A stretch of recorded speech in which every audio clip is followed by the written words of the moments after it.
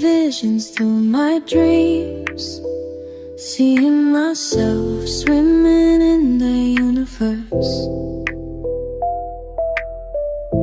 My ancestors gave me gifts to read cards, predict and heal. My name is Daphne, but spirit calls me Babylon.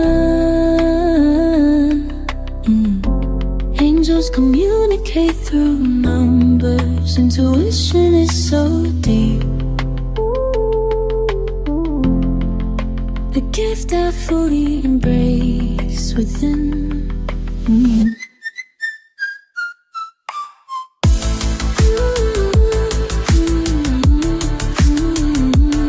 Hi everyone! Welcome po sa inyong almost personal reading. I want you to know that this is a general reading, so you may resonate po sa buong reading na ito or baka konti lamang.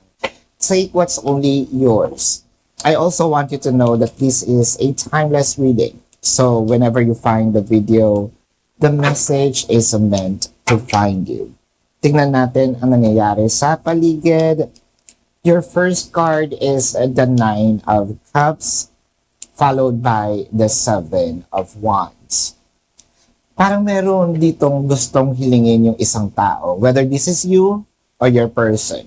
Pero hindi nyo maidirekta, no? Parang, uy, meron akong gusto sabihin sa'yo, ito yung gusto ko, ito yung gusto kong ma-experience with you.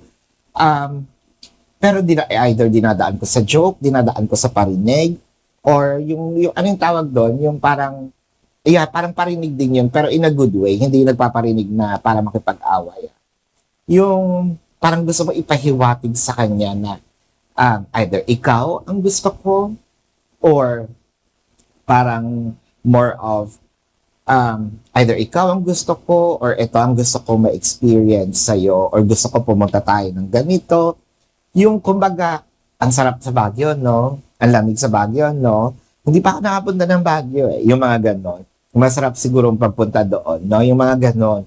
So parang, napipick up naman yata din ni person. Pero with the Four of Cups, feeling mo, parang either hindi ka gusto, or ayaw ni person yung sinasabi mo. Yun lang again. Yun lang yung nararamdaman mo, yun yung nafe-feel mo. Kasi parang hindi nagre-react si person, parang dead ma, no? Nonchalant si person, or parang feeling mo hindi naman treat ni person. Baka kasi dahil hindi ka nagsasabi ng direkta, kaya hindi rin napipick up din siguro din ni person. So ganon, kasi meron ditong Four of Cups na parang naitatapon lang na yung sinasabi mo, parang hindi gusto yung sinasabi mo. So, with the Seven of Wands, I feel like it's much better for someone here to tell this directly with the Three of Swords. Pwedeng sabihin natin dito na gusto pa rin kita, no? Or, pwedeng ito si person parang gusto sabihin, alam mo gusto pa din kita. It just so happen na hindi niya talaga masabi direkta, tataas ko lang yung paa ko dahil namimitig na. Parang ito yung sinasabing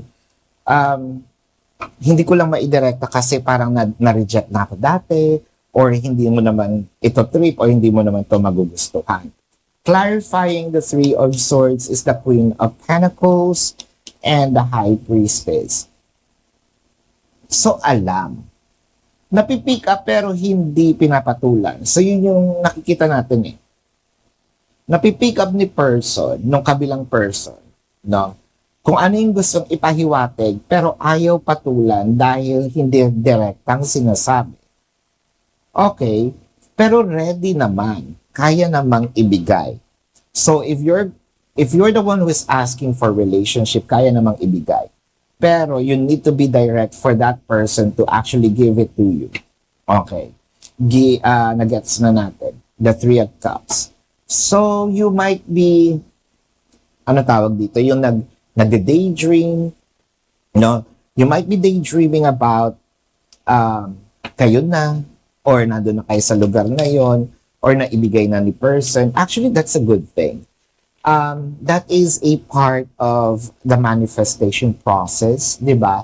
Kapag um, you're acting as if, you're daydreaming about it, acting as if na nandun na kayo sa ganung situation. So, somewhat nandun ka sa manifestations of feeling it. But the Knight of Pentacles showed up. Knight of Pentacles, parang sinasabi ditong, this is not today, or parang not today. Bakit ganon? Muntik-muntikanan mo ng laging sinasabi, laging nandun ka na sa pag-amin, nandun ka na sa sasabihin na, konting buka na lang ng bibig, maririnig na. It just so happen, natatameme, hindi nasasabi, hindi natutuloy. Now we have the Emperor. The Emperor signifies that I can do it, kaso medyo strict. So parang strict ako sa ganitong bagay. Kaya siguro, inaantay nung kabila na marinig ko kasi ayokong magsayang ng panahon. Ayokong, yung kumbaga, be direct. I want you to tell me what it is really that you want. The Queen of Wands and the Two of Swords. So parang hanggat hindi mo sinasabi, hindi ko ibibigay. Hanggat hindi mo sinasabi, hindi ko kayang i-present, hindi ko kayang sabihin, hindi i-present eh. Kasi with the Two of Swords, hindi ko talaga ibibigay kung hindi manggagaling sa'yo. Pwede kasi din sinasabi mo through common friends, and parang si person, no, hindi ako naniniwala. No, mas gusto kong marinig sa kanya mismo. With the Nine of Wands. I feel like isa-isa lang siguro ang dapat kailangan, no? The Nine of Wands represents here that things, I feel like magi-give in din naman itong person na ito. You just need to be a little, siguro, a little direct if you don't want to be really direct, no? Pero, you know, your communication style should level up na, no? Should level up then. With the Six of Cups, ayan tayo, baka ma-miss mo na naman ang opportunity, lalo na kung ito ay pag-amin ng pag-amin or revelations about your feelings. So I think it is much better for someone to actually say it, for someone to actually sabihin nating gawin na, dahil there is the Strength card and the Devil card. So parang parehas kayo nagtitikisan dito, 'di ba? Parehas kayo nagtitikisan dahil kung ako naman yung taong nakakaramdam, alam ko na kung ano yung gusto mong sabihin, kung ano yung gusto mong ma-experience, pero hindi ko ibibigay hanggat di ka nagsasalita.